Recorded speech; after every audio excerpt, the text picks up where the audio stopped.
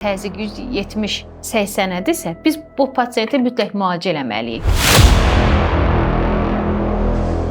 Təzyiq niyə görə oynayır və yaxud da niyə görə insan təzyiq xəstəsi olur? 16 yaş üstü artıq gəlirlər bizə təzyiq xəstələri. 20 yaşında gənclər bizdən daha stresslidirlər. Baş ağrılarının səbəbi təzyiq ola bilərmi?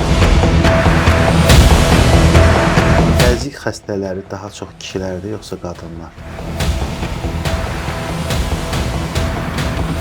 Bir mənalı olaraq süni şəkərdən hazırlanan hər bir şeydən imtina eləməlidirlər. Bir balaca bir tikə ət yeməklə təzyiq qalxıb 180 olmaz. Qaraciyər sirrozuna aparır. Maarifləndirici video ilə qarşınızdayıq. Yəni bir saçdan ötürü həyatı məhv eləməyə dəyərmi?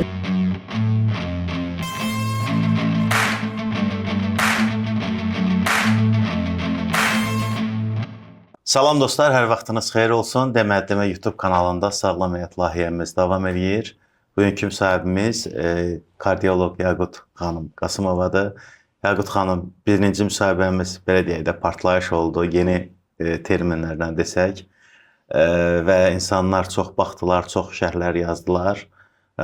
Bugün indi insanlar uzun videolara baxmırlar. Bizim keçən səfərki müsahibəmiz 44 dəqiqə idi, amma buna baxmayaraq insanlar sona qədər baxıblar. Çünki biz təzyiq haqqında danışacağımızı sonda elan eləmişdik. Şərhlərə də yazırlar ki, bəs Yaqut xanımı dəvət edin, yenidən təzyiq haqqında danışsınlar. Yəni, tamaşaçılar sizi seviblər. Bugün Reels videolarına daha çox baxırlar. Səbri çatmayan tamaşaçı oturub uzun videolara baxır və daha çox indi YouTube videoları, uzun YouTube videoları televiziyalarda baxılır. Yəni, belə deyək də, televizorlarda daha doğrusu baxılır. Və mən orada statistikaya da baxanda, indi bizim böyük bir kütləmiz televizorlardan açıblar, qoyublar ekrana və bizim müsahibəmizi dinləyiblər və tələb edirlər ki, yenidən Yaqut xanımı çağıran. Çünki həqiqətən də çox savadlı həkimlərimiz var ki, məsələn, müəyyən terminlərlə danışırlar və yaxud da fikirlərini xalq dilində müəyyən qədər tam çatdıra bilmirlər. Ya nədirsə başqa səbəbdir, izlənməsi az olur və yaxud da bu qədər tələb olunur. Sizdən belə bir tələb var. Ona görə biz yenidən görüşdük, xoş gəlmişsiniz. Xoş gördük sizi, Bahadır bəy, hər birinizi. Mən sizə, komandanıza və bütün izləyicilərimizə təşəkkür edirəm. Bu mənim üçün də çox xoşdur. Təbii ki, mən düşünürəm ki, bir şeyi biz ürəklə və səmimiyyətlə ortaya qoymuşuq və məncə bunun nəticəsini görürük. Bu çox gözəl haldır. Belə deyək də, bizim bu yaşadığımız vaxtın mı deyim, zəmanənin mi deyim, o bizə verdiyi səbirsizlik, biraz təmkinsizlik, daha sürətli, informasiyanı daha sürətli almaq, daha tez sanki zaman çatmır fikirləri ilə, o bizim özümüzü də vadar edir ki, daha qısa bir şeylərə baxaq. Belə olduğu bir vəziyyətdə, təbii ki, bu belə gözəl izlənilmə və marağın olmağı həqiqətən məni çox sevindirir. Bir daha hər kəsə təşəkkür edirəm. Bu işdə əməyi olan və izləyən hər kəsə. Yaqut xanım, söz verdiyimiz kimi bugün təzyiqdən danışırıq. Təzyiqin normal həddi nədir? İndi tamam biz indi hamı bunu bilir ki, təxminən ki, 80, 120 falan bəs məkan. Yəni tibbi olaraq məsələn 70-110 da mı doğrudur və yaxud da 90-130 da mı doğrudur? Yəni burada necə dəyişir? Və yaxud da belə deyək də uşaqlarda, böyüklərdə, qadınlarda, kişilərdə, yaş şeyinə görə, yəni onlar ayrıdırmı, yoxsa həmişə eyni olmalıdır? Bu əslində çox gözəl və maraqlı sualdır. Məncə bu çox sualların cavabıdır əslində, sualın özü belə. Çünki hər zaman bizə bu sual verilir və xüsusən də içki təzyiq, el arasında daha çox рабочее давление deyilən təzyiq sualının da cavabı buradan başlayır. Onu demək istəyirəm ki, niyə məhz 120-80 götürülüb? Bunun hər zaman əsasına girmək lazımdır. Çünki ürək hərəkət zamanı, yəni sistolası yığıldığı zaman qanı divarlara vurduğu təzyiq 120 mm civə sütunu götürülübdür. Niyə məhz bu rəqəm? Onun daha üstü deyil də. Çünki bu təzyiqdə ürək çalışdığı zaman, yığıldığı zaman həmin o təzyiqlə qanı divarlara vuranda həmin divarlar elastikliyi pozulmur və qan dövranı daha keyfiyyətli olur və toxumaların qidalanması daha balanslı olur. Yəni bu necədir? xüsusi Ürəyin qanı pompalamasını Bəli, təsdiq bəli, edir bu? bəli. Qan bu 120 mm civə sütunu ilə yüksək təzyiqlə qanı divarlara vurur. Vurur. Yəni qan damarlarının divarlarına vurur və həmin bu təzyiqdə ürək özü də balanslı vəziyyətdə işləyir. Çünki o bildiyimiz kimi bu fizika qanunları əslində əsasında dayanır bizim orqanizmimizdə gedən bütün proseslərin. Və həmin o təzyiqlə vurduqda geri dönüş də var. Və o geri dönüş həmin damar divarının da ürəyə verdiyi təzyiq o qədər balanslı şəkildə olur ki, bu elə bilin ki, yaradılışdan fizioloji belədir. Biz bunu özümüzdə yaratmamışıq. Artıq yaradılışdan bu rəqəmlərdə daha balanslı şəkildə ürəyin yığılması baş verir. Diastolik təzyiq dediyimiz aşağı təzyiq isə ürəyin dincəlməsi, yəni diastolası zamanı olan təzyiqdir. Yəni diastola zamanı həmin o qan damarlarına göstərdiyi təzyiqdir. Və bu təzyiqdə hər ikisində 120-80, 120-70 təzyiq millimetr civə sütunu təzyiq rəqəmlərində bütün orqanların toxuması daha keyfiyyətlidir, daha balanslıdır.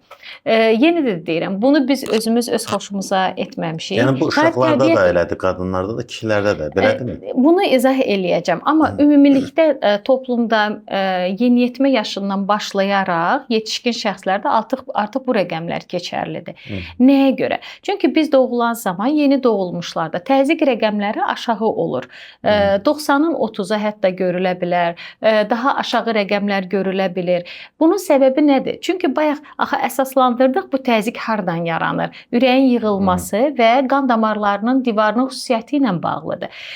Yeni doğulmuşlarda bu təbii ki, elastikliyi tamam fərqli olur və onun həmin o sistolaya, ürəyin yığılmasına göstərdiyi təzyiq də fərqlidir. Yeni doğulmuşlarda ürəyin özünün ölçüsü də fərqlidir və bu ölçüləri nəzərə alaraq onlarda bu təzyiq rəqəmləri daha aşağı olur. Bəli, amma artıq yeni doğulmuş vaxtından başlayaraq yeniyetmə yaşına qədər müxtəlif dövrlərdə periodik olaraq təzyiq rəqəmləri dəyişir və get-gedə gəlir stabil 110-70-120-80 mm civə sütununa çatır. Bu artıq bizim normamızdır və bayaq da izah elədim niyə norma sayılır.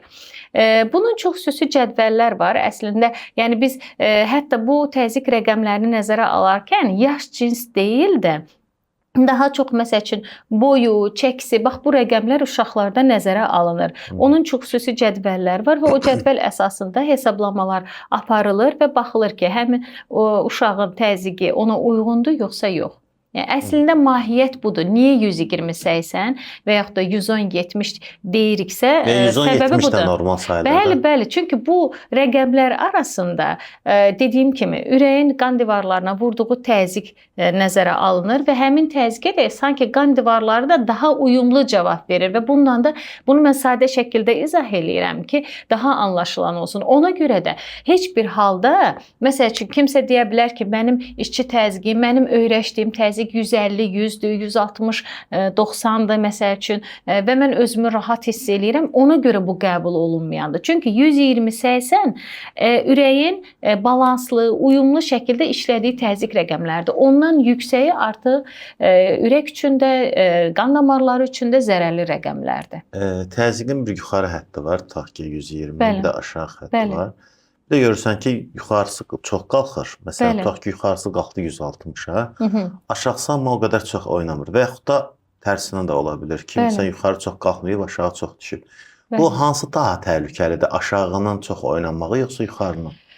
Deməli, ümumiyyətlə təzyiq müalicəsini biz adətən aparırıq sisterik təzyiq göstəricilərinə görə.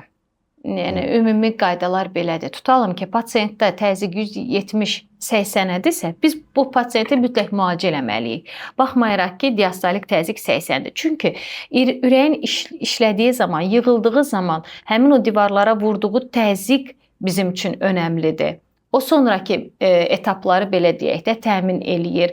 Həmin o yüksək təzyiqdə vurulan zaman qan damarlarının elastiki daha pozulmuş olur. Sözünü ürəkdə. Bəli. Açılanda vurduğu yuxarı təzyiqdir. Ürək yığılanda vurduğu təzyiq. Bu yığılanda. Bəli, yığılanda. Yığılandakı Ürək dincələndə yuxarısıdır. diastalada Ha, o olan təzyiq isə Qanı o buraxanda, diastali. qanı buraxanda aşağı təzyiq. Qanı yığılırsa qanı vurur ürək. Bəli. Qanın böyük magistral Ha, damara yığılanda vurur. vurur. Bəli, bizim Aha. şah damarımıza, aortaya vurur. Aha, Qanı bəli. yığılanda vurduğu, aortaya vurduğu təzyiq, Yuxarı. yəni qanı qovan zaman divarlarda yaranan təzyiq budur. Bəli. Bir də ürəyin dincəlmə fazası var. Ürəyin dincəlmə fazası onun həm də qidalanma fazasıdır. Hı -hı. Yəni onu biraz da belə haşiyə çıxım. Ona görə məsəl üçün biz ürəyin işemik xəstəliyi olanlarda, stent qoyulanlarda, əməliyyat olunanlarda çalışırıq ki, ürək döyüntüsü 60-larda, 70-lərdə olsun. Hətta indiki tövsiyələrə görə 55-ə qədər endiririk. Niyə? Gec-gec yığılan ürək daha çox qidalanmış olur. Yəni ürək nə qədər tez-tez yığılırsa, biz buna takikardiya deyirik də, ürək döyüntüsü çox olursa, o zaman qan dövranı daha çox pozulmuş olur. Amma ürək daha ritmik və daha belə deyək, 55 vurğu, dəqiqədə 55 vurğu civarında işləyirsə, bu həm onun özünün, həm də toxumaların qidalanması üçün xeyirli olur, belə deyək. Təzyiq niyə görə oynayır və yaxud da niyə görə insan təzyiq xəstəsi olur? Burada əsas məsələ genetik amillərdirmi, yoxsa həyat tərzidir? Hal-hazırda hər iki faktor böyük rol oynayır. Həm genetik amillər, həm həyat tərzi. Və hətta bunu araşdırarkən biz ikisinə paralel diqqət edirik. Bilirsiniz, biz risk faktorlarından danışanda dəyişdirə biləcəyimiz risk faktorları var. Bir də ki, dəyişdirə bilməyəcəyimiz risk faktorları var. Məsələn, genetik amillər bizim dəyişdirə bilməyəcəyimiz risk faktorlarıdır. Biz buna müdaxilə edə bilmərik. Artıq insan doğulanda bir paketlə, belə deyək də, bu artıq var. Sadəcə olaraq zərərli vərdişlər olsun, artıq çəki olsun və yaxud da həddən artıq stresli həyat olsun. Bunlar hamısı həmin bu balansda olan, bazada olan problemlərin daha erkən ortaya çıxmasına səbəb olur. Yəni, genetikada olanı daha tez üzə çıxardır. Bəli, daha tez üzə çıxardır. Ona görə biz əslində hətta genetik faktorlarda belə araşdırdığımızda ailə anamnezində, nəsildə belə bir problem yoxdursa, amma görürük ki, zərərli vərdişləri, həyat tərzi onun üçün risklidir və yaxud da qidalanma tərzi risklidir, az hərəkətlidir. Bunlar hamısı daxildir də bu məsələlərə. İşi çox stresslidir. Bu barədə xəbərdarlıq eləyirik.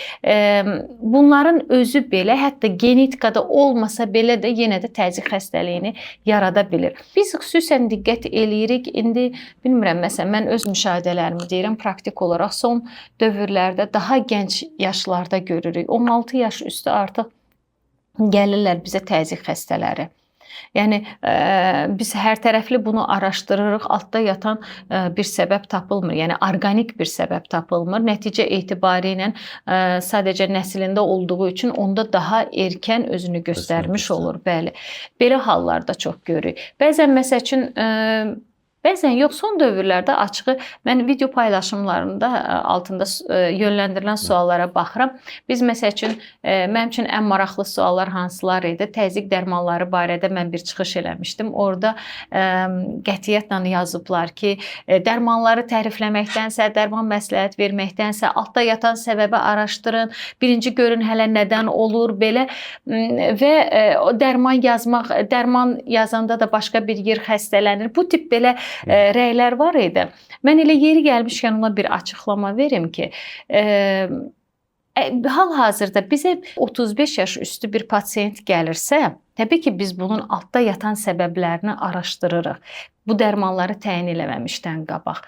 Amma bunların hamısında illaki ürəyində problem çıxmalıdır, böyrəkləri xəstə çıxmalıdır, hansısa bir anomaliya çıxmalıdır deyə bir şey yoxdur.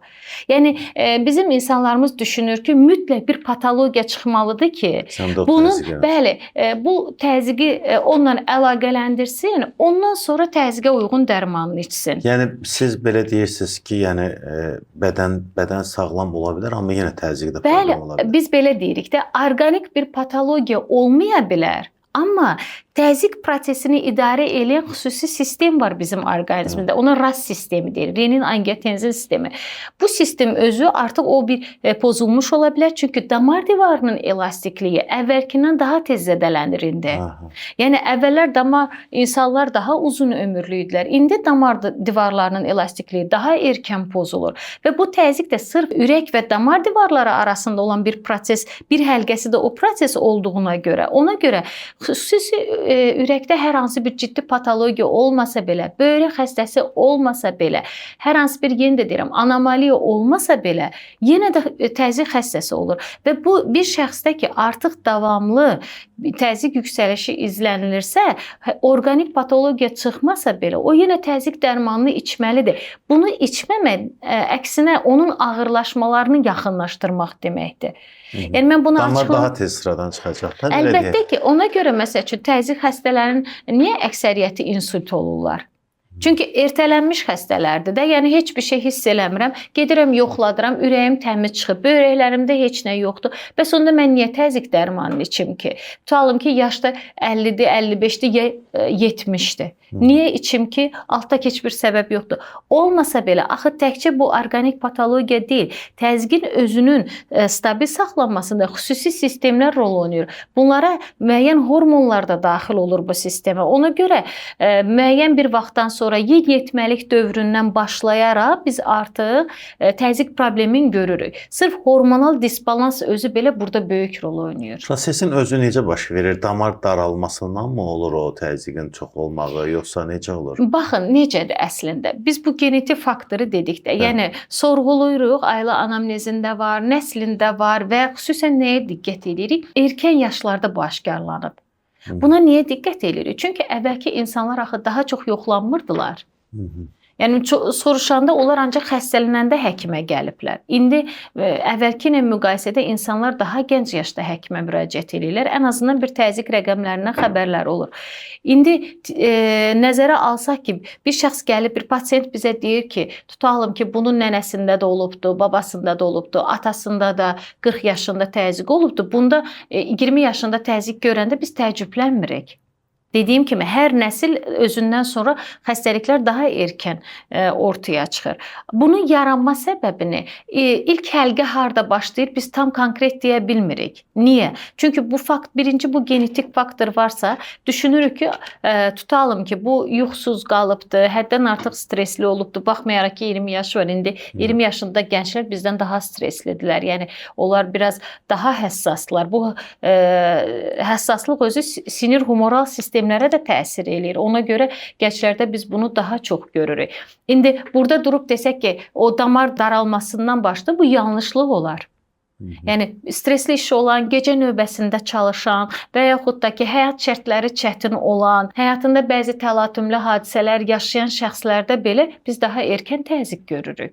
Sadəcə burada biz düşünürük ki, dediyim kimi, bu sinir humoral təsirə bağlıdır. Yəni həddən artıq gərginlik, orada həqiqətən də damar spazmına səbəb olub, damar elastikliyinin pozulmasına səbəb olub, müəyyən kortizol tipli hormonların artmağına səbəb olub, bu kortizol artdığında da digər hormonların daha çox artımına səbəb olub və nəticədə təzyiqi yüksəldibdir. Təbii ki, biz bunların hamısını araşdırırıq. Belə olanda biz paralel olaraq həm də nevropatoloqlarla da işləyirik.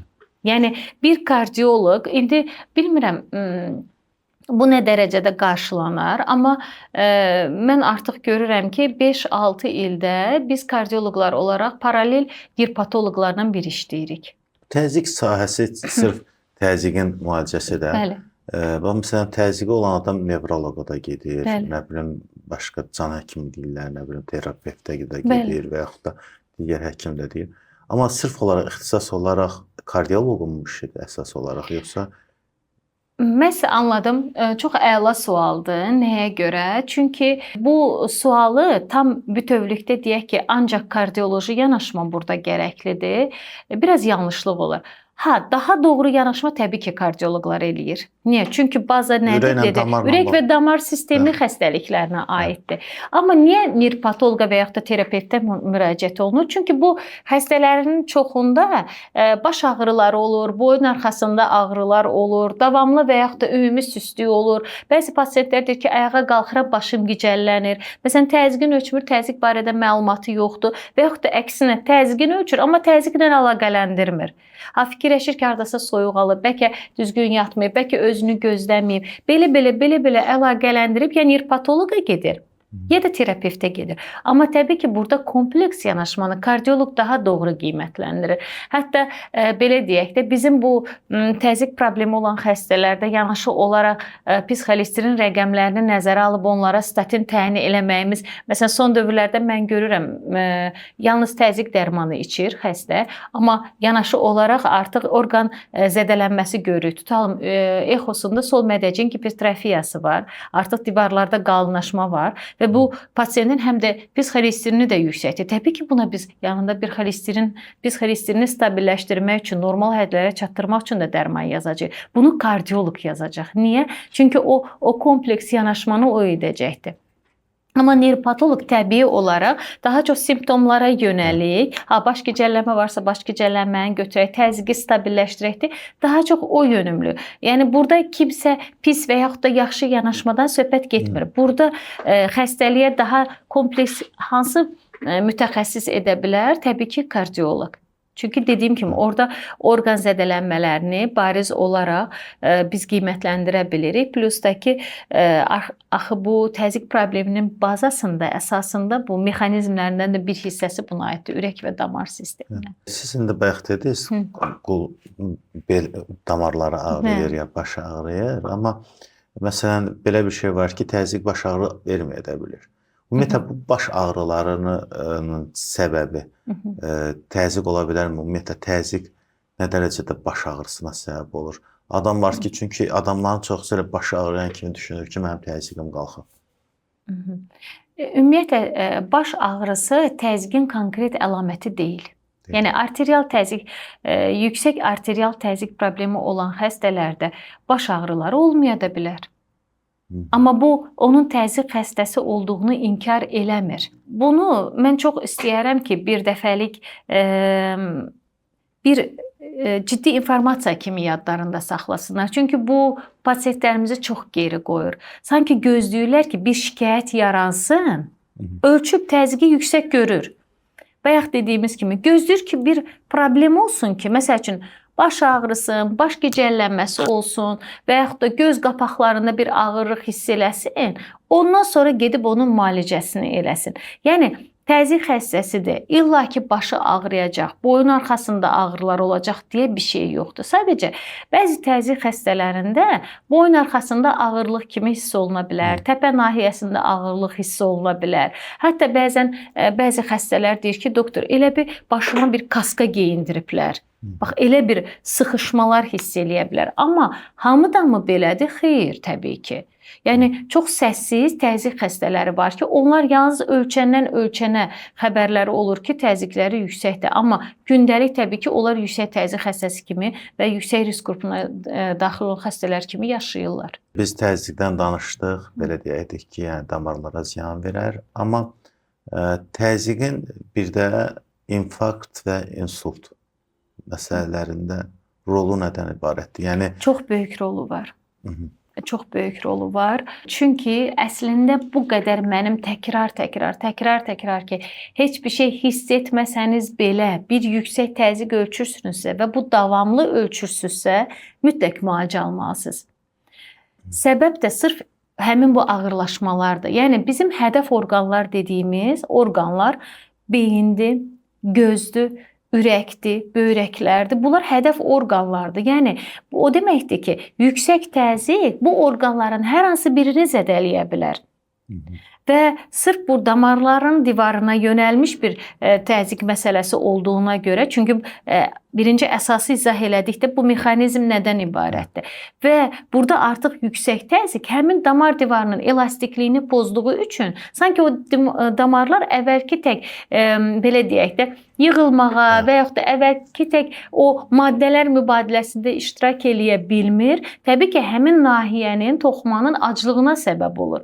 Və plus da zədələnmiş nahiyə gəlib biz xolesterinin toplanıb orada damar darlığı, tıxanıqlığı vermə ehtimalı artır. Yəni üst-üstə oturub götürəndə bir neçə dənə problemi yaradır. Təbii ki, bu səssiz gedir. Bunun həmin orada olan dəyişiklikləri pasiyent özü simptomatik olaraq hiss eləmir.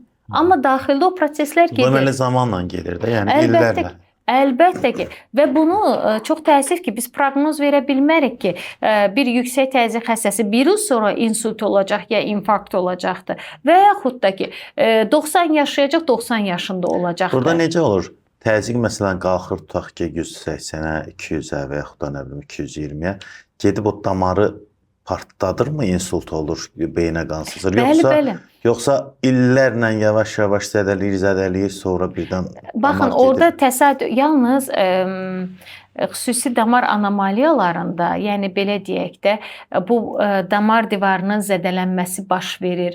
Belə deyək, xüsusi səbəblər olmadan, damar anomaliyası varsa, anevrizmalar varsa, çünki damar divarı onsuz da nazikləşibdir. Bundan çıxmaq şərti ilə təbii ki, yüksək təzyiq xəstələrində bu zamanla baş verir. Artıq o zədələnmiş divarı düşünün. Bir var ki, elastikdir, yığılır, açılır, istənilən halda reaksiya verir, toparlayır, kompensasiya eləyir orqanizmi. Bir də var ki, artıq ora bir sərtləşibdir, incələşibdir, öz strukturunu itiribdir, əvvəlki kimi dayanıqlı deyil və həddən artıq bir yüksək təzyiq gəldiyində də həmin o incəlmiş yerdən, xüsusən bu insult hadisələri belə olur, incəlmiş yerdən qan sızmalar ola bilir. Çox təəssüf ki, və insultun özünün də müxtəlif formaları var və bir xüsusiyyəti də mən deyim. Bəzən düşünürlər ki, insult yalnız yüksək təzyiqdə baş verir. Təəssüf ki, belə deyil. Yəni insult olmaq üçün xəstənin təzyiqinin 250-nin tutalım ki 120-dir. Bu xəstə insult olacaq, amma 150-100 olmayacaq deyə bir şey yoxdur. Bu anlayışa da açıqlama gətirim. Bu mənə elə yeni verilən sualdır. Pasiyentim soruşur ki, doktor, bu necə ola bilər? Elə öz nənəsindən danışırdı ki, bu necə ola bilər ki, məsəl üçün təzyiq elə də yüksəlmirdi də. 160-100 olurdu, 150-90 olurdu, hərdən bir 170 olurdu. Yanlış fikir. Düşünürlər ki, mütləq gəlib 200-lərə çatmalıdır, 200-dən artıq olmalıdır ki, orada bir insult hadisəsi baş verirsin. Xeyr, bu damar xüsusiyyətinə bağlıdır. Bu proses o qədər gizlində gedir ki, biz bunu göstərəcək bir nümunə yoxdur. Biz yalnız bu damarları nə vaxt görə bilərik? Baş beyin damarlarının kontrastlı KT-sinə və ya da MRT-sinə göndərərək biz o damarların xüsusiyyətini bilə bilirik. Yəni damarları görmək olur da. Əlbəttə ki. Necə bizdə ürək damarları, KT, MRT, bunlar hamısı dəyərləndirmə üsullarıdır. Tutaq ki, bir dənə gördünüz ki, birinin başını saldınız KT-yə. Gördünüz bunun damarı artıq naziliyib, elastikliğini itirib. Ona nə kimi müalicə? O damarları yenidən əvvəlki vəziyyətinə qaytarmaq mümkündür? Bununla xüsusi mütəxəssislər məşğul olurlar və bizdə bunlar mümkün olan prosedurlardır. Və hər şəxsi də biz o müayinələrə yönləndirmirik. Yəni xüsusi şikayətləri olmalıdır. Artıq biz risk faktorlarını hesablayırıq, ailə anamnezini nəzərə alırıq, pasiyentin öz keçmişini nəzərə alırıq, yanaşı xəstəlikləri nəzərə alırıq. Bütün bunların toplusunda artıq yönləndiririk damar müayinəsinə. İstər ürək damarları olsun, istər beyin damarları olsun. Sadəcə mən gedim yoxladım, bir yoxladım görüm başında nə var. Təəssüf ki, bunu bu bizə belə tövsiyə olunmur da, belə öyrədilməyibdir. Mütləq ki, bu hamısının toplusu bir yerdə olmalıdır ki, biz bu pasiyenti buna uyğun yönləndirək. Orada da hər hansı bir daralma varsa, bununla məşğul olan mütəxəssislər var. Necə ürək damarlarına yanaşma var, beyin damarlarına da o cür müdaxilələr olunur. Yəni bizdə bu mümkündür. Yaqut xanım, bu bizim pasiyentlər bu terapevt yanına gediblər daha çox bizim böyüklərimiz də ən çox. Məsələn, onlar gedir, məsələn bizim rayonda bir Allah rəhmət eləsin, Allah rəhmət Balla eləsin. Mirza adlı bir həkim var idi. Can həkimi deyirdilər. Bəli. Terapevt idi. Bəli. Amma məsələn o gedirdin, deyirdin ki, məsələn mənim belə problemim var. Hə, baxırdı özünə, deyirdi nə şikayətim var filan. Hə, get bu dərmanı aç, iç. İndi pasiyentlər məsələn indi siz deyirsiniz ki, məsələn mən sizin təzyiqinizin səbəbini tapmaqdan ötürü müalicə xolesterini də yoxlamalıyam, nə bilim yeri gəlsə başına katiyədə salmalıyam, nə bilim nə etməliyəm. El deyil, nə bilim nə özüm verdiyimə görə bilirəm, pis xolesterin yaş xəstələr. Maddi baxımından da insanlar biraz bunu şey deyirlər. Amma indi bəzi adamlar onu başa düşmürlər ki, bu həkim buna tam sənə dozanı yazmaqdan ötürü və hansı dozada dərman verməkdən ötürü. Sən göstəricini görməkdən. Elə bilirlər ki, elə bunu daha çox pul üçün deyirlər. Təəssüf ki, indi bilmirəm, indi bu şəkildə eləyən həkimlər də var yəqin ki, pul üçün daha çox analizə göndərirlər. Daha bunu deyə bilmərəm, amma bilmirəm, burada vəziyyət nədir? Məsələn, çox belə adamı çox maddi sıxıntıya salmadan bunu həll eləmək mümkündürmü? Yoxsa siz dəqiqləşdirmədən ki, məsələn, burada xolesterin nə qədərdir, damarın vəziyyət, tam dəqiq bir şey deyə bilməzsiniz. Baxın, çox əla sualdır. Niyə? Çünki bu əslində bizim pasiyentlərimizin davamlı beynində olan bir sualdır. Mən bilmirəm bu açığı bu nə vaxt yarandı, bu anlayışlar nə zaman oturdu? Çox təəssüf ki, belədir. Həkimlərə qarşı mən anlayıram, bütün peşələrdə var.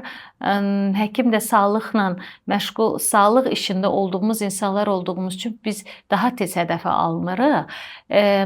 Amma bir şey bilmək yaxşı olar. Bütün həkimlər pasiyentinin yaxşı olmağını istəyir. Bizim insanlarımızda sanki yönləndirə bilmədiyi bir aqressiyanı həkimə yönləndirir. Bunu mən təəssüf hissi ilə deyirəm. Biz bunu çox hiss eləyirik. Bilirsiniz, bir şəkildə sanki bütün problemlərin səbəbi onun o verdiyi analizlər, onun maliyyəti və aldığı dərmanların maliyyətidir. Amma özəyində belə deyil də əslində. İndi bir məsələ var. Biz 30 il əvvəl, 30-40 il əvvəl bizim uşaqlıq vaxtımızda da 30 il deyək, anlayan vaxtlarımız deyək, biz fərqli bir televizorlara baxırdıq. Bizim telefonlarımız çox fərqli idi. Bizim ətrafımızda gördüyümüz hətta yaşa obyektləri çox fərqli idi.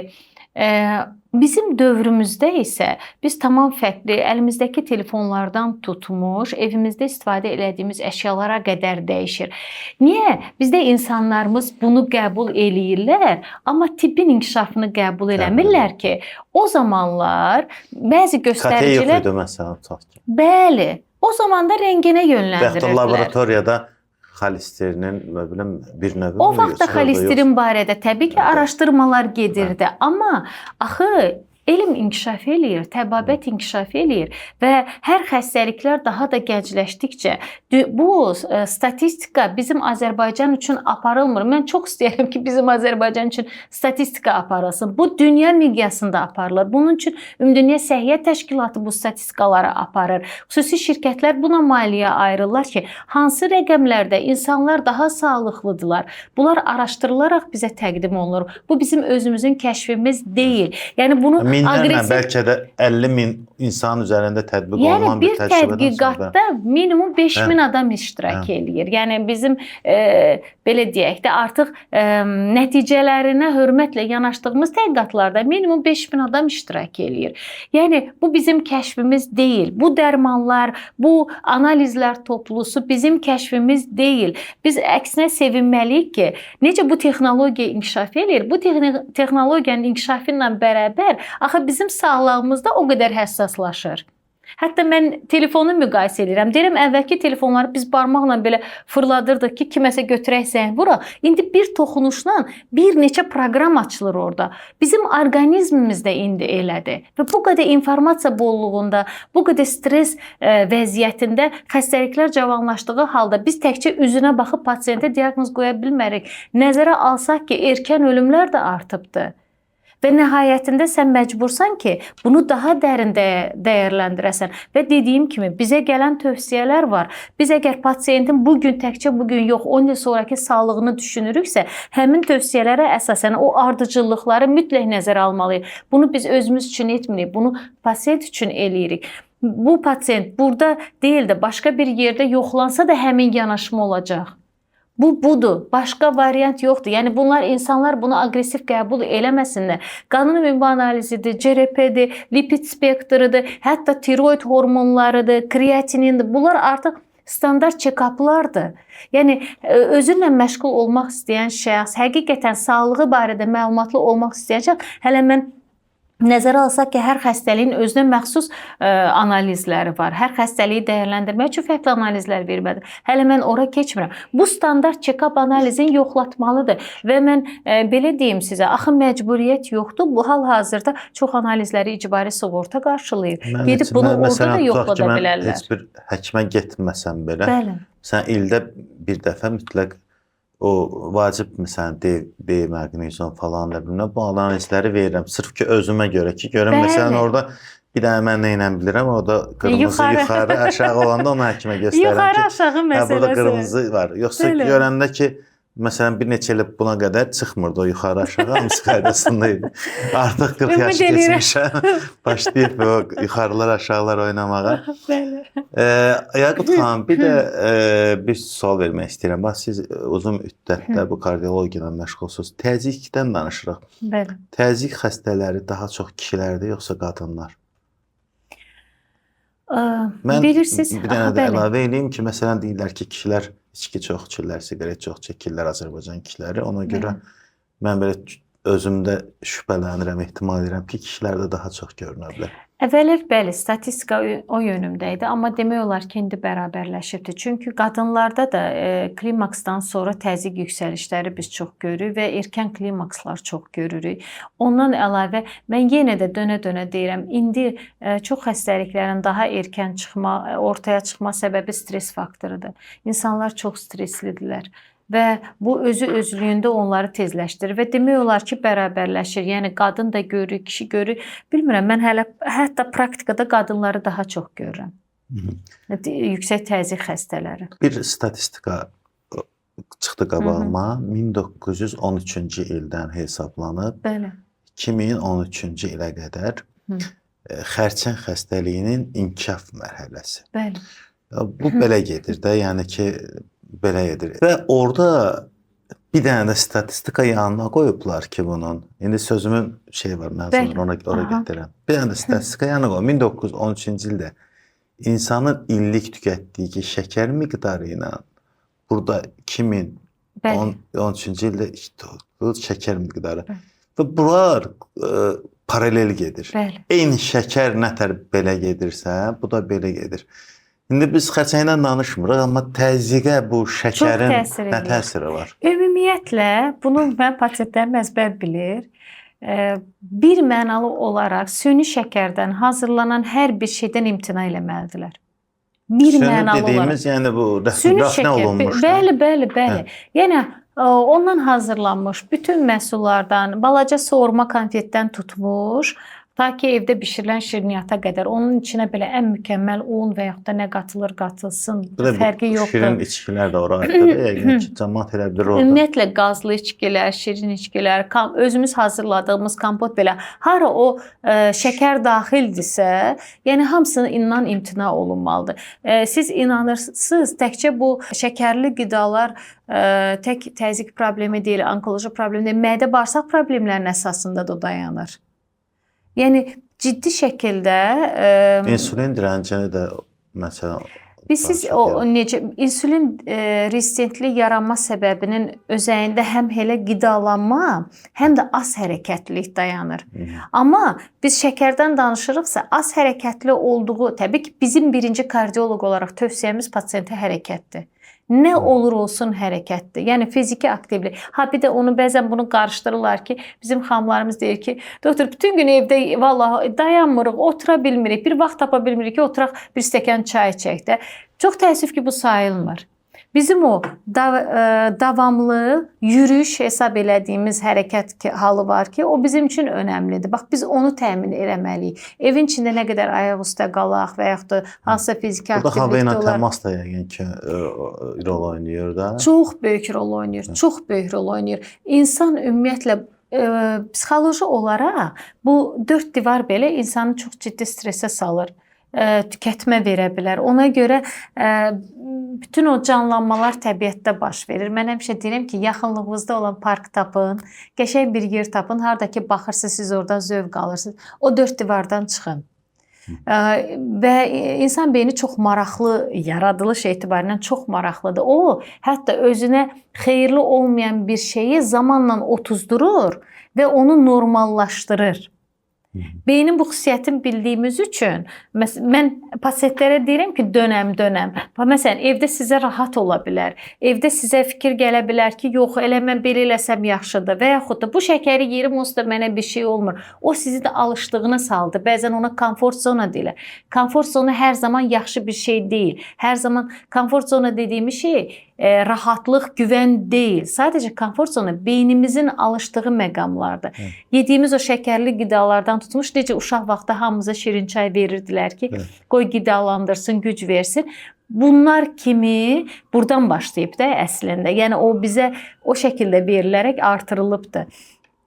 Buradan başlayıb ta ki o evimizin içində özümüzü güvənli hiss edirik. Çölə çıxmağa halımız qalmır və yaxud da vaxt tapa bilmirik. Bunlar hamısı bəhanələrdir. Yəni bunu bir şəkildə dəyişdirəndə artıq o insulinə rezistentlikmi deyək və yaxud da yüksək təzyiq xəstəliyimi deyək, onkoloji problemlərimi deyək, bu faiz nisbəti ilə çox azalmış olur. Biz nə qədər təbiətlə baş-başa oluruqsa, təbiətdə vaxt keçirdiriksə, ətrafda vaxt keçirdiriksə, bu insan orqanizminə çox xeyirlidir.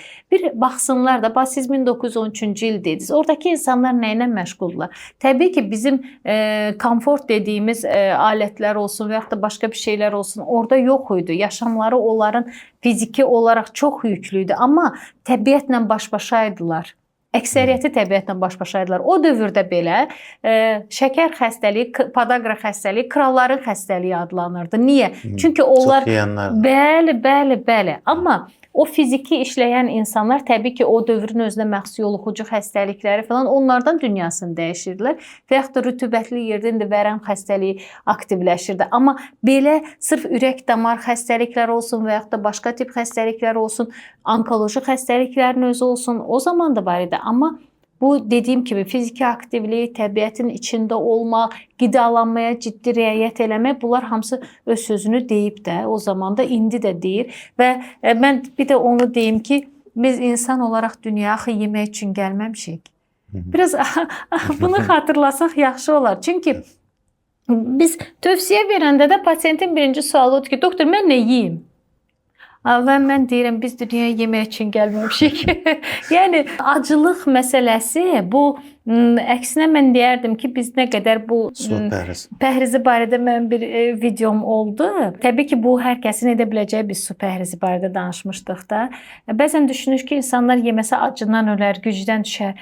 Ola bilər bir period, bir həftə, orqanizm buna oturana qədər, biz orada da qeyd eləmişik də, hansı xəstələr bunu eləyə bilər, hansılar eləməz. O oturuşana qədər bir narahatçılıqlar olacaq, amma yəni sırf aclıqdan insanın başına bir iş gələcək deyə bir şey yoxdur. Yəni bir o qısa olan söhbət getmir. Təbii ki, əlbəttə ki, yəni üzr istəyirəm, bir nəfər var idi. Nə bilim, həyat koçu deyirlər özlərinə, yoxsa nə deyirlər belə, yığıb bir 400-500 nəfərdə təlim keçir. 40 gün bu ac qalır və bunu təbliğ edir. Məsələn, mən sonra məsələn tibbi araçlar oxuram ki, insanın vitamin və minerallara ehtiyacı var və biz bunları qidalardan alırıq. 40 gün olmaz da, sən dərviş deyilsən ki, sufi deyilsən ki. Bunu məsələn 3 gün, 1 həftə eləyənlər var. Məsələn, mən özüm 6 gün elədim bunu keçən il. Çox yaxşı nəticəsini gördüm. Amma sonra gördüm ki, artıq məsələn əlimdə uyuşma olur falan olub da vitamin, mineral, məsələn B12 vitaminim azalmışdı. Onu getdim, yoxlatdım, azaldı. Amma düz deyirsiniz ki, məsələn mən o 6 gündə 3 gün biraz çətin oldu. 4-cü gündə mənə bir dənə enerji partlaması yaşayırdım ki, sonra oxudum ki, qədimdə Məsələn, yaradıcı insanlar, Mövlana olsun və yaxud da Füzuli, Nəsimi, Mənim sözümə gəldi, sən deyəcəkdin belə. Bunlar yaradıcılığı o pik Bəli. həddinə çatdırmaqdan ötürü 3 gün, 4 gün ac qalıb sonra yazırlar bu şeyləri. Bəli, bəli. Siz bax mən ona gəlmək istəyirdim ki, insanlar yeməyi yalnız düşünəndə o bizim bu dünyaya gəliş səbəbimiz var da. Bəzən o yaradıcılıq, bir şeylər ortaya qoymaq, onlardan çox uzaqlaşırıq. Baxın, bu qədər şirniyyat mağazaları var, əlbəttə ki, çox dadlıdır, bu qədər şey. Bunlar yayındırmaq üçündür. Yəni, bu bizim beynimizi yayındırır. Əslində, bizim ortaya bir işlər çıxartmağımız üçün, daha enerjili, daha yaradıcı olmağımız üçün bizim özümüzə bu pəhrizlər şəklində eləməyimiz vacibdir. Ona sırf o səbəbdəndir ki, demək olar ki, bütün dinlərdə pəhriz tövsiyə olunur. Bəli, bəli. Və həmin o yaradıcılı insanlar tək yemək pəhrizi saxlamayıblar. Bir çox pəhrizlər saxlayıblar və həmin o yaradıcılığı danışmaq pəhrizi var. Məsələn, susmaq pəhrizi. Adam var bir həftə ancaq susur. Bəli. Meditasiyaların bir növüdür o susmaq pəhrizi özü. Yəni heç bir halda reaksiya vermirsən. Beyni susturmaq, fikirlərini susturmaq. Bəzən deyirlər ki, bunu necə eləmək olur? Mümkündür, inanın. Hər şey mümkündür və mən desəm ki, biz indiki vaxtımızda birinci nə etməliyik? Birinci bunları öyrənməliyik. Bunları öyrənməliyik. Zaten bu zamana qədər bu qazanılmış bir xəstəlik var da. Mən həmişə deyirəm ki, inanın ki, bu işin ən asan tərəfidir. Ən çətin tərəfi o qidaya nəzarət, fiziki aktivliyi eləmək, beyni biraz susturmaq, biraz o su pəhrizi, biraz yemək pəhrizi, biraz susmaq pəhrizi. Bunlar hamısı daha birincidir, nəinki sonraki məsələlər. Duzun təzyiqi qaldırması ilə bağlı fikirlər haçalanır. Amma məsələn, ümumiyyətlə kardioloqlara mən qulaq asıram, içisi daxil olmaqla. Kardioloqlar duzun təzyiqi qaldırdığını deyirlər. Amma bəziləri deyirlər ki, yox, duz təzyiqi qaldırmır, duz orqanizm çox vacibdir falandır. Amma bunlar indi o 3 milliqramdır da deyəsən gündəlik. 5 qram. Mən 3 bir çay qaşığı. 5 çay qaşığı. Onu nəzərə almırlar ki, məsələn təkcə bir xiyar yeyəndə və yaxud da alçanı duza batırıb yeyəndə sən elə bir xörə qaşığı duz yeyirsən. Çox doğru. Duzdan başqa, duzun özü haqqında bir də duzdan başqa təzyiqi qaldıran qidalar, indi şirniyyatlardan danışdıq biz. Ümumi olaraq, məsələn, saysaq kateqoriya kimidir. Məsəl üçün 5 dənə, 6 dənə əsas qidanı saysaq nəyi saya bilərik? Mən bu şirniyyata niyə ayrıca toxundum? Çünki bu çox önəmlidir. Bəzən deyirlər ki, məsələn, siz istifadə eləmirsiniz. Mən həmişə cavab verirəm ki, əvvəlkindən çox az istifadə edirəm. Ayda 2 dəfə, 3 dəfə bir dilim nəsə yesən, sənə pis təsir eləməz. Yəni, müqayisə eləsək ki, çox sevirik şirniyyatı. Yəni, o çox azaltmaq gəlir indi gündəlik müəyyən bir şeylərin qəbuluna və deyirəm ki, bir problem varsa, artıq biz özümüzü kimləsə müqayisə eləməməliyik. Tutalım filan kəs bu qədər yeyir, ona heç nə olmur. Bəx izah elədiyim kimi, görüntüdə biz onu görməyə bilərik, simptom olaraq hiss eləməyə bilər, amma o daxildə proses gedir. Bizim məqsədimiz nədir? Həm də orqanizmləri fərqlidir axı. Bəli, heç bir yumurta əkizi bacı qardaşların tamam fərqli fiziologiyasına var. Birinə 5 milliqram eyni dərman dozası təsir edir, eyni vəziyyətlərdə, eyni hadisələrdə, birinə 10 milliqram təsir edir. Ona görə heç kiminlə müqayisə aparmadan buna yanaşsınlar. Bu çox vacibdir. Çünki bir müqayisə şeyi var bizdə. Yəni mütləq müqayisə olunmalıdır. Filan kəs belə elədi, heç nə olmadı. Filan kəs mənə dedi ki, o deyə bilər, o özünə cavabdehdir. Amma müəyyən bir yaşda artıq biz özümüzə, öz hərəkətlərimizə, öz sağlığımıza cavabdeh olmalıyıq. Bizim sağlığımız, bizim orqanizmimiz nə istəyir bu yanaşı xəstəliklərlə? Duz da həmçinin buna aiddir. Məsələn, şəxs deyir ki, duzsuz dadım bilmirəm. Deyirəm, doğulanda nəyin dadını bilirdiniz? Heç bir şeyin dadını bilmirdik. Buna öyrəşmirsən, nəsə? Bəli. Və hər bir şey kimi öyrəşilən hər bir şeyi tərk etmək də mümkündür. Sadəcə buna zaman lazımdır.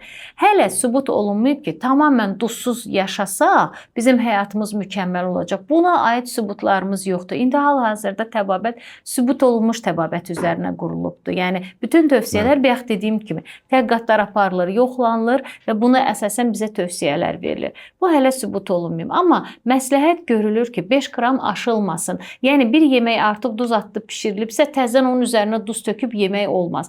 Bir şeyi, bir tərəvəz yeyiriksə, onu duzlayıb yemək olmaz. Zaten o yediyimiz çörəkdə, meyvələrin özündə, hətta tərəvəzlərin özündə az bir miqdar bu natri xlor var. Və bu onsuz da biz onu kənardan alırıq. Sadəcə bunu etmək üçün zaman lazımdır. Niyə duzlu tövsiyə olunmur? Ona görə ki, duz çox yeyiləndə bədəndə çox su saxlanılır. Bunu adi biz, yenə də deyirəm, bizim orqanizmin əsası fizika hadisələridir də. Biz qeyri-adi bir şeydən danışmırıq ki, təbiət qanunları hamısı insan üçün işləyir. Yəni biz duzu qoyuruq, bir yerdə qoyaq. Həmin yerdə nə varsa o duz sulanacaqdır. O suyu özünə çəkəcək. Siz duz özü sulanır, ağırlaşır. Bəli. İndi orqanizmada həmin duzu verirsinizsə, təbii olaraq o oradakı suyu saxlayacaqdır. Ona görə həm təzyiqin yüksəlməsinə səbəb olacaq, orada asmatik təzyiq dəyişir, başqa göstəricilər dəyişir. Təbii ki, bu özü-özlüyündə də təzyiqin yüksəlməyinə səbəb olacaq. Ona görə də turşudur, şorabadır, qızartmadır, bu kimi qidalardan, yeməklərdən uzaq olmaqlarını tövsiyə edirəm. Qazlı içkilərdir və yaxud da həddən artıq şirin içəcəklərdir. Heç şəkər xəstəsi olmasa belə tövsiyə eləmirəm. Bunlar özü-özlüyündə bir yük olaraq yüklənmə verib dolayısıyla yolla təzyiqin qalxmağına səbəb olurlar. Bir də ki, qida porsiyalarını tənzimləmək olar da. Məsələn, gün ərzində 3 dəfə ye, 2 dənə də ara öğün olmalıdır, mütləq yeyilməlidir deyə bir şey yoxdur. Xüsusi xəstələr var ki, məsələn, öd problemi olan xəstələr, bunlarda bəli, balanslı qidalanma tövsiyə olunur. Mütləq həmin o gündə intervallara bölünməlidir ki, o hər öd ifrazını rahatlaşdırmaqdan ötürü. Amma məsələn, bir insülin rezistenti olan pasiyent təbii ki, nə qədər gec-gec qidalansa, o insülin salgılanması da bir o qədər aşağı olacaqdır. Ona görə uzun məsafəli, intervallı qidalanmalara üstünlük vermək lazımdır. Bu da özü təsir edir. Məsələn, səhər yeyir, günorta bir şey atışdırır, sonra günorta yeməyin yeyir, günorta ilə axşam arasında yenə bir şeylər atışdırılır. Bunlar özü toplam götürəndə mədə bağırsağı yüklüyür, orqanizmi təbii ki yüklüyür və təzyiq balanslaşmağına da təsir eləyir. Birbaşa mı təsir eləyir? Yox. Məsələn, bəzən deyirlər qoyun əti, mal əti, qoyun əti yeyəndən sonra təzyiqim qalxır. Çox nadir belə individual olaraq pasiyentlər var ki, həqiqətən hər hansı bir qidadan sonra xüsusi olaraq təzyiq yüksəlir. Amma yəni bir balaca bir tikə ət yeməklə təzyiq qalxıb 180 olmaz. Yumurtanı da deyirlər. Xeyr, yumurta bizim əsas baza qidamızdır. Həftədə 3 dəfə minimum yumurta yeyilməlidir. Bu baza qidadır, bu proteindir. Təzyiq dərmanı təzyiqi 180-dir, 200-dür. Təzyiq dərmanı atmır, yumurta yemir ki, yeyəndə təzyiqim qalxır. Təzyiq dərmanını at və yumurtanı ye. Gör təzyiqin qalxacaq, yoxsa yox? Təbii ki, qalxmayacaq. Təzyiq idarə olunmadığı üçün qalxır. O onsuz da qalxır. Yumurta yeyəndə də qalxır, başqa bir yemək yeyəndə də qalxır. Sadəcə bu biraz da bayaq dediyim kimi müqayisələr axı çoxdur. O deyir ki, məsələn mən yumurta yedim, ölçdüm, təzyiqim qalxıbdı. O birisi də deyir ki, qoyun əti yedim, ölçdüm, təzyiqim qalxdı. Belə bu fikir yayılır və qəbullanır da. Amma həqiqətdirmi? Təbii ki də həqiqət deyil.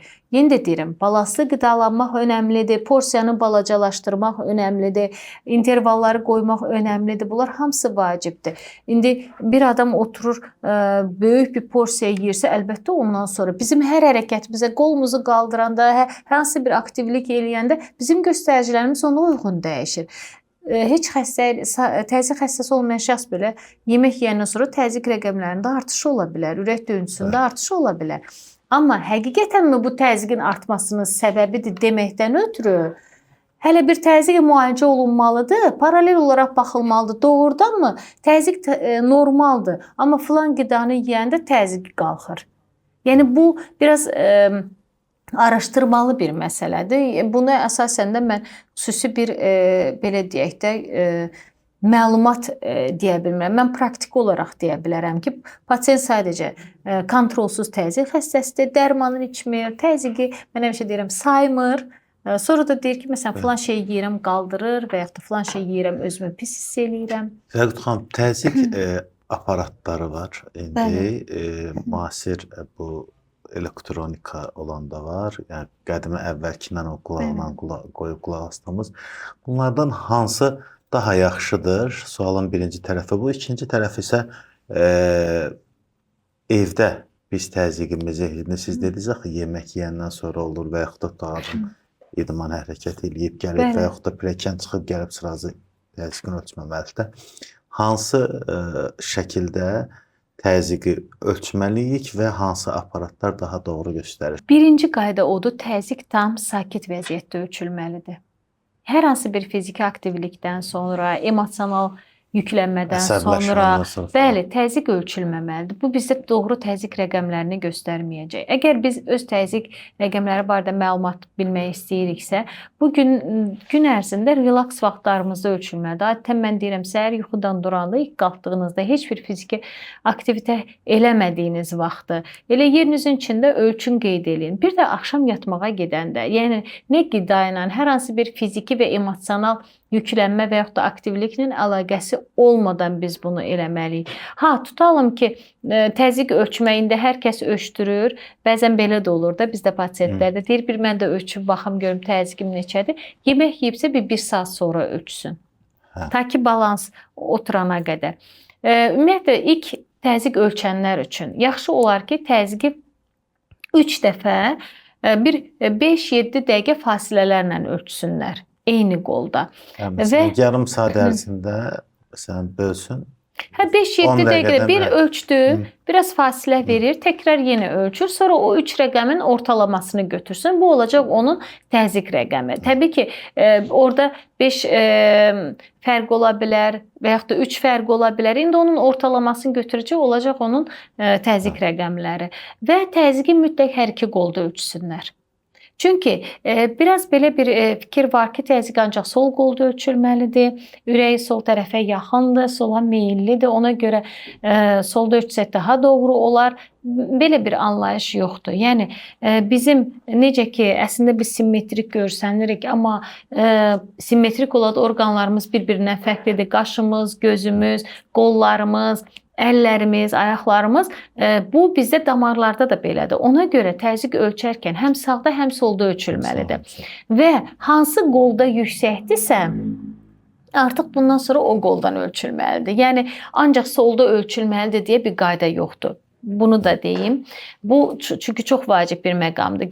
Məsələn, pasiyent ölçə bilər sol qolunda 130-80 arxayın olar ki, təzyiqi yaxşıdır, amma gəlir sağ qolunda çıxa bilər 145-in məsələn 100-ə, 145-100 artıq təzyiq problemidir və bu mütləq müalicə olunmalıdır.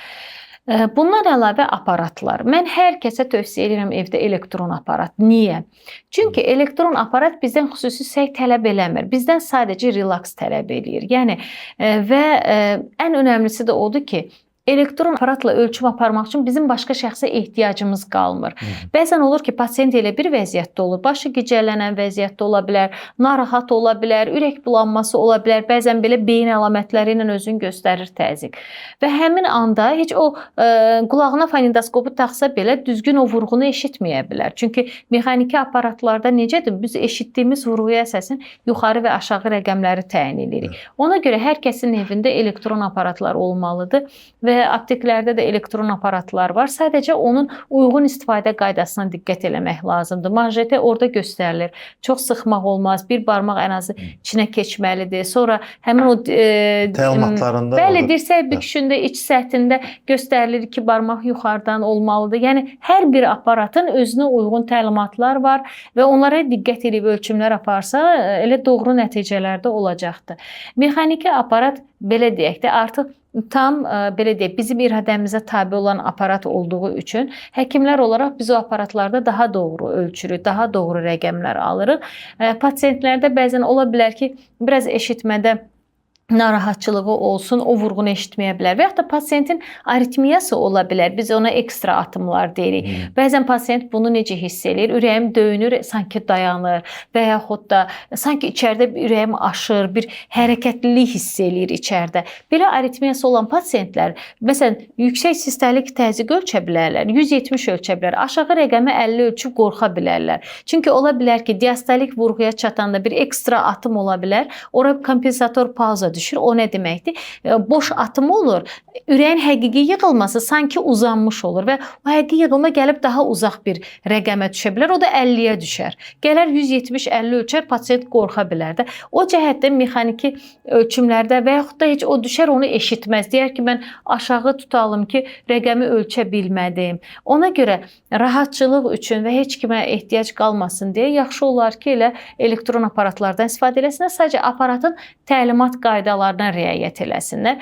Və təkrarlayıram, ilk dəfə ölçən şəxslər ilk ölçümləri 3 dəfə təkrar ara 5-7 dəqiqə intervallarla aparmalıdırlar. Hər iki qolda ölçməlidirlər və bu ölçümlərin orta rəqəmini götürməlidirlər. Və ondan sonra da hansı qolda yüksəksə davamlı ancaq və ancaq o qolda ölçməlidirlər. Bax belə.